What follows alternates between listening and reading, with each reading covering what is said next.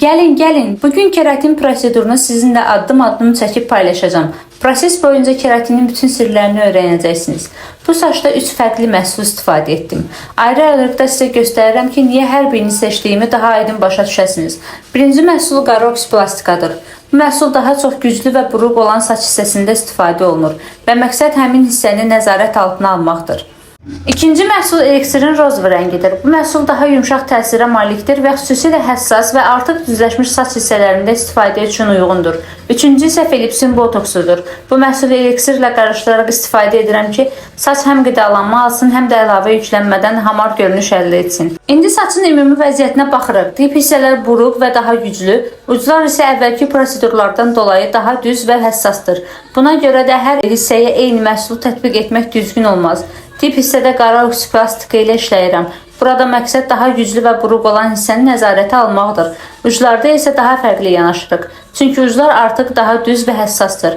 Burada eliksirin rozov rəngini və Philips'in botoksunu qarışdıraraq tətbiq edirəm. Beləliklə, uclara əlavə yüklənmədən həm hamar görünüş, həm də qulluq yönümlü nəticə əldə edirik. Məhsulları çəkdikdən sonra saçın tam qurudulması çox vacibdir. Saçı növbəti mərhələyə keçməzdən əvvəl tam şəkildə quruduram. Sonra isə ən vacib hissələrdən biri ütü temperaturu seçimi. Saçın hər hissəsinə eyni temperatur tətbiq etmirəm. Daha buruq və daha güclü olan diblərdə daha yüksək temperatur, artıq düz olan uclarda isə daha aşağı temperatur seçirəm. Çünki unutmayaq, dib və uclar eyni vəziyyətdə deyilsə, onlar eyni məhsul və eyni temperaturla yanaşmaq olmaz. Və nəticə.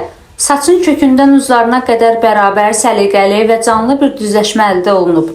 Dip hissə nəzarət altına alınır, uclar isə ağırlaşmadan yumşaq və parlaq görünür. Saç həm daha sağlam görünür, həm də hərəkətini itirmir. Yəni düz, amma cansız yox və canlı nəticə. Sizcə ən vacib mərhələ hansıdır? Məhsul seçimi yoxsa ütü temperaturu? Şərhlərdə fikirlərinizi gözləyirəm.